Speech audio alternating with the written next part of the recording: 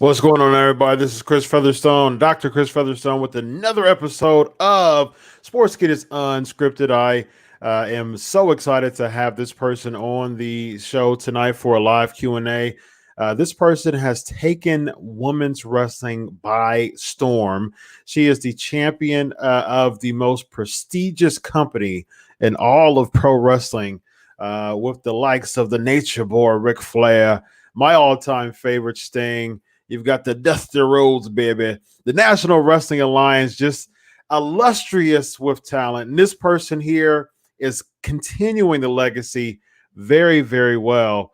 So without further ado, ladies and gentlemen, as soon as I get my camera back up rolling, there we go. And voila. There we go. Without further ado, ladies and gentlemen, she is the NWA Women's World Champion, Thunder Rosa. How are you tonight, ma'am? I am running out of on fumes right now. I've been up since like 4 a.m. Oh, wow. Here in North Carolina. I just did a signing live for High Spots, and it was a 2.5-hour signing. So, oh my goodness. Wow. Yes.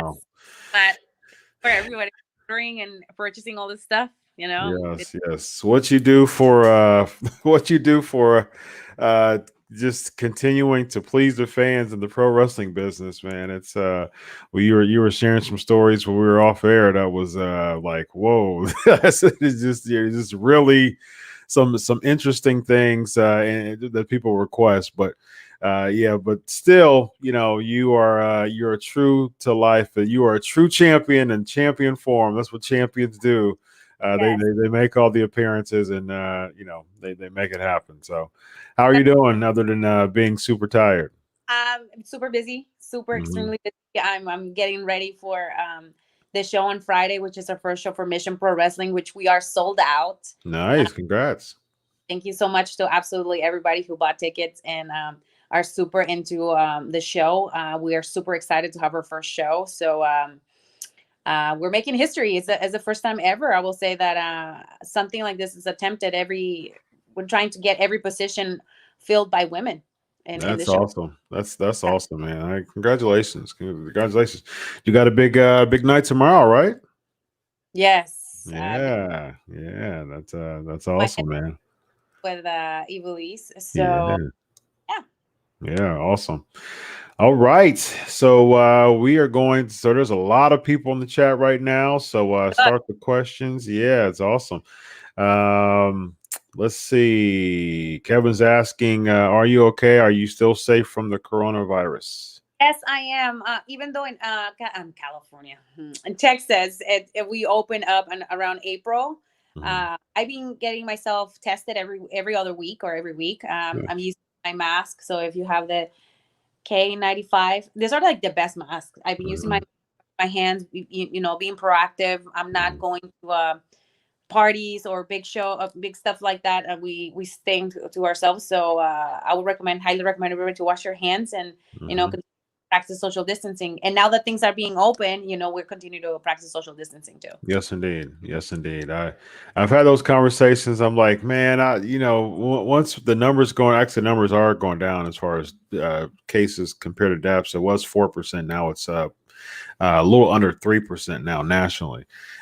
So that's a positive sign. But it's still like, man, I just really hope that once numbers continue to go down and there's cures, I hope this causes people to have a better, just initiative and just better responsibility to just wash your hands. Just wash your hands. That's all you gotta do is just wash your hands, So it's just hygiene, practice hygiene. So yes. Let's see. Rizu's asking, how would you rate Hikaru Shida versus everyone else you faced in your career? Had a big match against her at All Out. I think I was telling my husband, like I had similar matches before in Japan, but in smaller arenas. But this one, because it was in such a big arena and it wasn't a pay-per-view, it was very special. Yeah. Definitely it was very I felt like a very Japanese style match. Then I had, like I said, I had several of those in Japan, and definitely my favorites. Yeah, it was a good match. I enjoyed it. Let's see, lots of questions here. Let's go with Donald. Does NWA and AEW have a full working relationship now? Also, we be seeing you more often on AEW, other than you got an appearance tomorrow. So Um, well, I mean, the working relationship is there. As you can see, I am returning to AEW. I was not expecting to return so quickly. Oh, nice. Yes, I think Billy and Tony are talking, and Mhm. they're very happy with my performance so far. So I hope so. Knock on wood, it continues to go. It's going well for me, and definitely we're putting the NWA name on a broader platform, which is at the end of the day what we're trying to do. Certainly, and I would imagine that there has to be something, because when they were doing the vignette promos for you and Cheetah, they actually had Billy, talking about about the NWA and about you and things like that during on All Out. So there, of course, there had to be for Billy to be interviewed. So it's so that's good. I really hope that that continues, and I think, and you're right. I think it really brings. Puts NW in the map and things like that. There's a lot of stuff going on, lots of negative publicity going on with NWA a lot and stuff like that over the past few months. But I think that this and the new deal, the TV deal, I think it really brings some positive light, especially with you as champion. As women's world champion. The best choice of as NWA women's world champion for sure. Greg is asking, AEW is often looked down upon from their women's division, despite having great wrestlers on the roster. Anybody in particular there you think fans should pay attention to? There's a lot of talent from AEW. A lot of them are very, very young and they don't have a lot of experience working TV shows. I think that's one of the issues that, as you guys can see, a lot of the girls that are working, they're working really hard and they're doing, everything they can, especially in AEW Dark. It is gonna take some time to build something very strong, and but we shouldn't be discrediting the efforts that they're doing and they're putting in the shows. Being a female performer, I can tell you from my own experience, it's hard, and you're competing with very talented men that balls to the wall all the time, and you're competing with that. So it's gonna get there, and definitely there's a couple ones. I don't know if I sign. I know Red Velvet comes to mind. She's been doing a lot of dark matches. Abaddon, she's putting a lot of effort in her character and a lot of effort in the ring. Anna Jay, she's putting a lot. All Dark of them. Order.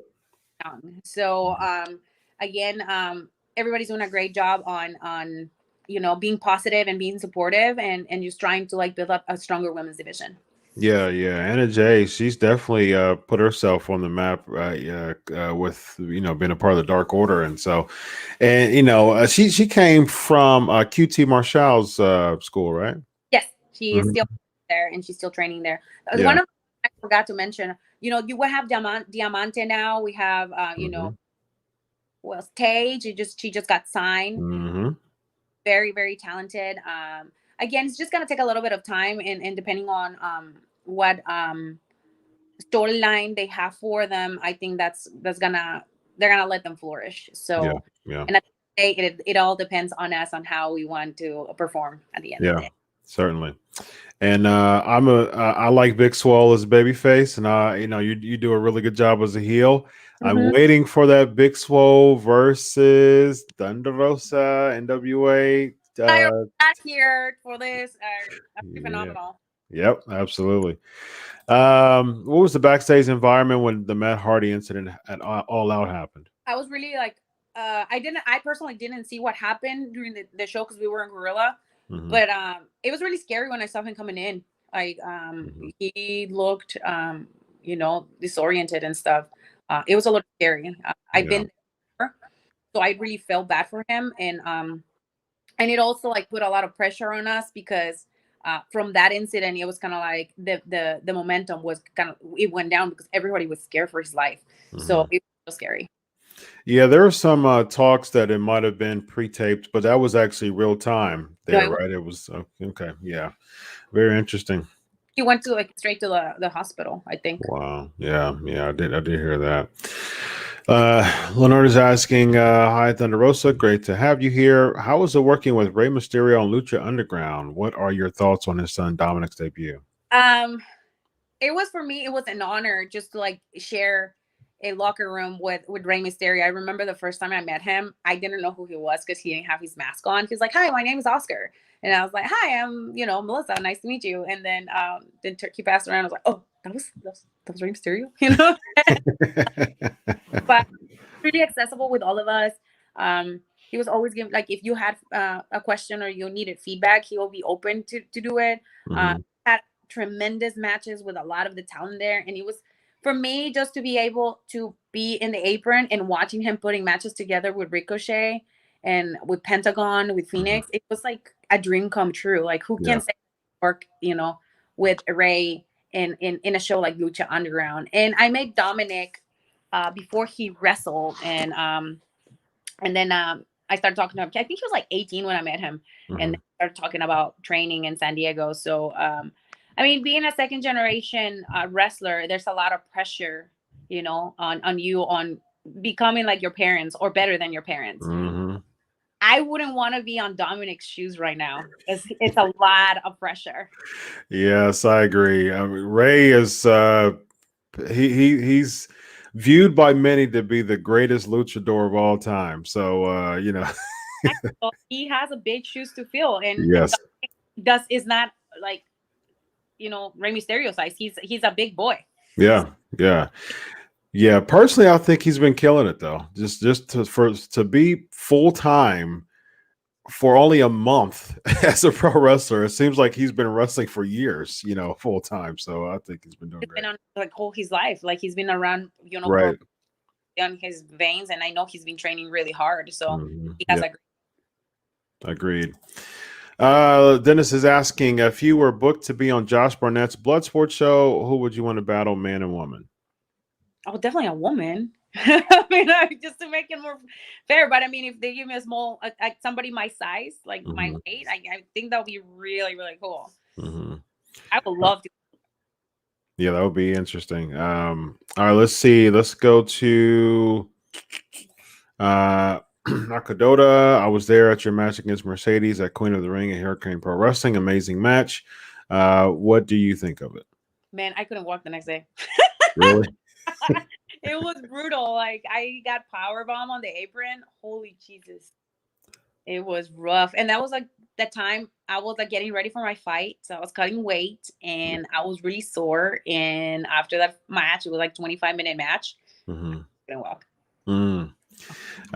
Speaking of tough, I know that NWA did a big segment on you and a bunch of videos as far as MMA.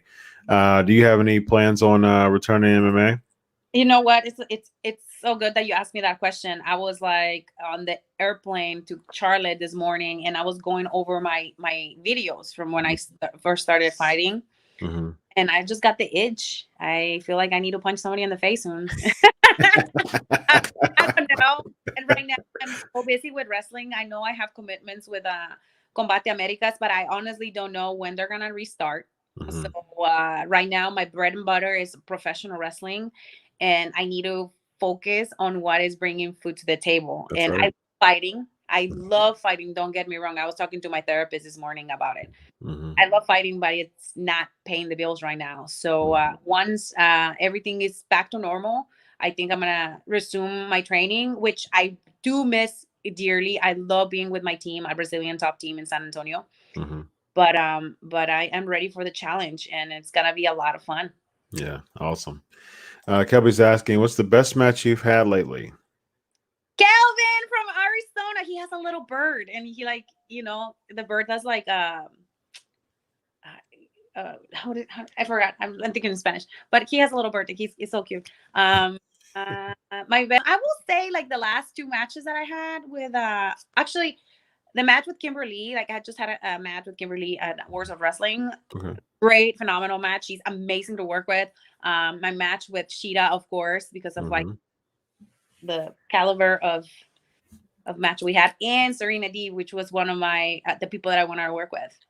Yeah, she's a legend. Yeah, absolutely. Were you following wrestling when she was a part of the Straight Edge Society? I used to watch it, but I didn't really know her role. Like I was not, man, I'm not, I don't watch WWE. Like, to be honest, I don't watch WWE. And so I watch her and I watch the whole gimmick with the Straight Edge Society. But before I had my match with her, I literally watched like 20 of her matches on FCW. Oh, nice. Yeah, that's awesome. Let's see. Noe's asking favorite women's wrestlers you'd like to wrestle one day, and a big fan. There's a couple. Miko Satomura in Japan. Beth Phoenix, Mickey James, Sarah Stock. Who else I would like to wrestle? In Mexico, there's a couple of ladies. Silueta from CMLL. And I forgot. There's a bunch. I have a couple ones that they're very experienced professional athletes, and I always my thing is like I like to be challenged, and I will like to step in the ring with somebody who has like so many years of experience to see what I can bring to the table. Nice. Brian is asking, how did you find your wonderful and handsome husband? My husband. Nice. I love you, baby. He's been on all my live feeds right now. He's ready for me to go home and cook for him and for Drago and for my son Anakin. I met him at a pool store. We used to work at a pool store together. He used to be my manager, and we became really good friends. Oh, nice. So nice. And now he's my road dog forever. Nice. How long you been married now? It's gonna be 15 years. 15? Oh, nice. That's awesome. Yes. Oh, wow. That's awesome. That's some work.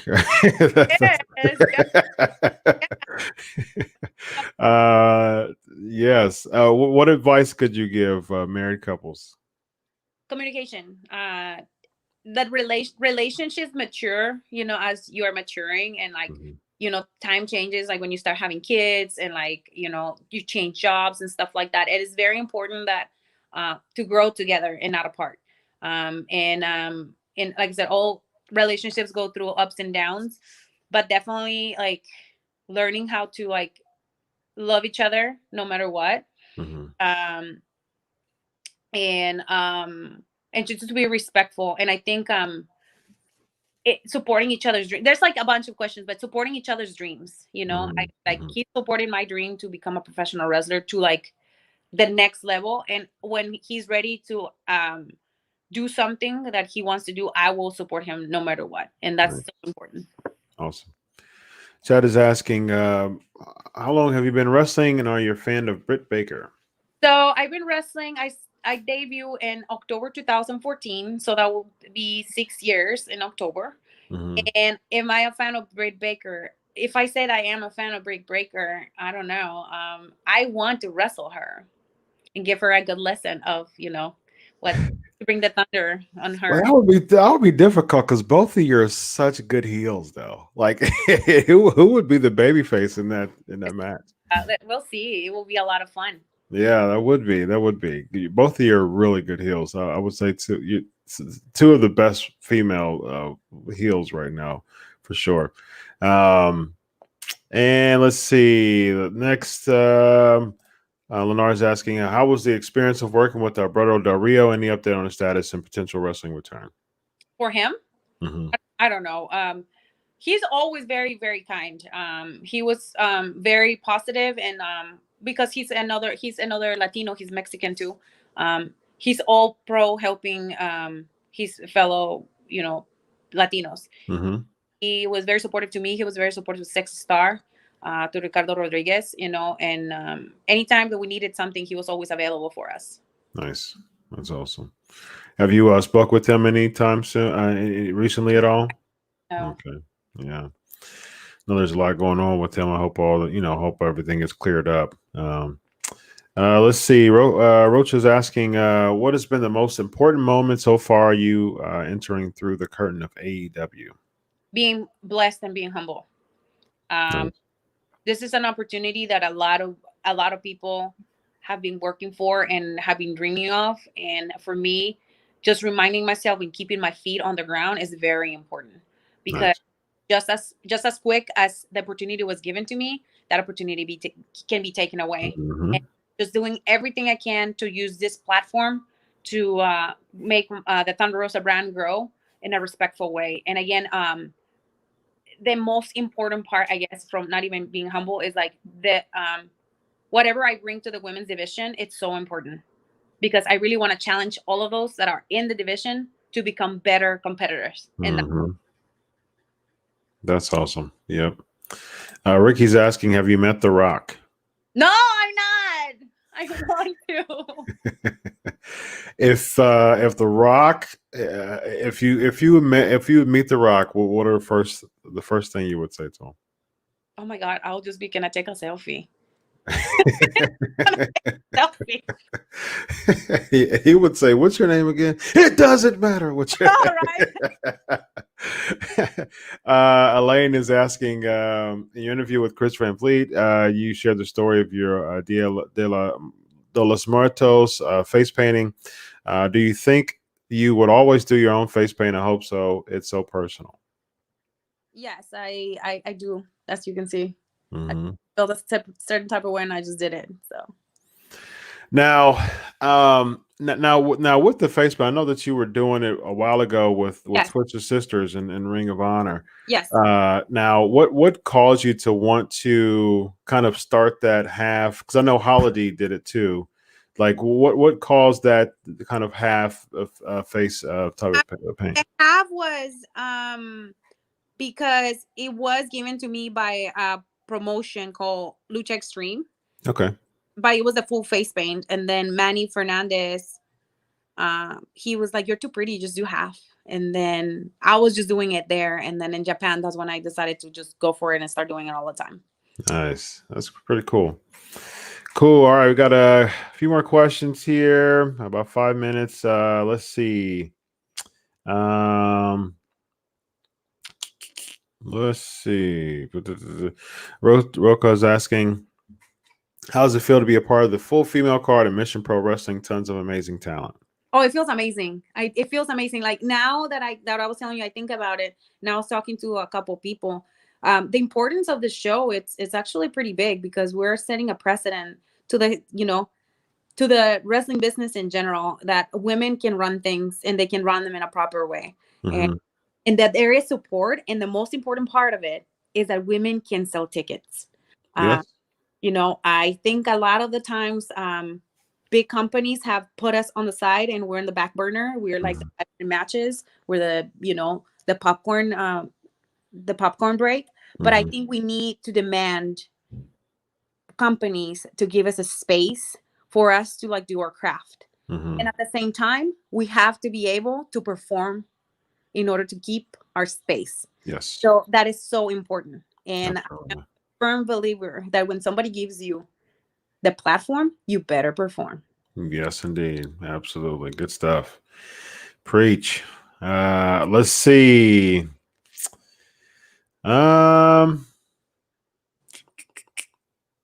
So Abalash is asking, well, you say you don't watch much WWE. I'm sure you know, you're aware of at least a little bit of Becky Lynch. Yeah. So thoughts on the rise of Becky Lynch, WWE? Anyone there you would like to wrestle someday? So for Becky Lynch, she's been on the grind for years and years. Yeah. And I think how like her character was like portrayed, it was perfect for her, because I think at one point it was kind of cartoonish, but like the one that she was doing, it was more real after she broke her nose, and it was just like always like that sense of reality, like once you see blood and stuff like that, it makes you look tougher. So it's like definitely like that took her to the next level after that incident, and then she just become really good. And like I said, being a woman in the business is really hard, because she got pregnant and she was on top of her career. And that's what happens. Sometimes we have to sacrifice the motherhood, and we have to sacrifice, being a wife or being a woman, just in general, that part, in order for you to be successful, So I'm really happy for her that she's having her kid, and she wants to experience what motherhood is. And I know that she'll be back. Yep. That's awesome. Victor's asking, would you be willing to have a match with Charlotte Flair? Absolutely, yes. One of the best in the world. Why not? Yeah. Elvis asking, hello, Thunder Rosa, como esta hoy? Will you face any of the male talent AEW, Thunder versus Orange? Bring me Sammy Guevara. I want to beat his ass. Sammy Guevara, that's a good choice. Yeah, he's a good heel too. Why you want to be all the heels? You're a good one. Cool. All right, one more question, guys. Let's see. There's some good questions on here. Let's see. Oh, this is a good one. What made you want to be a wrestler? Life. Okay, elaborate.